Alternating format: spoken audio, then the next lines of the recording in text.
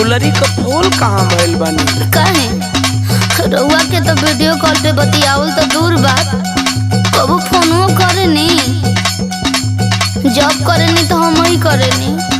रानी अपने धुनबो कि हमरो सुनबो? हाँ कबू फोन तो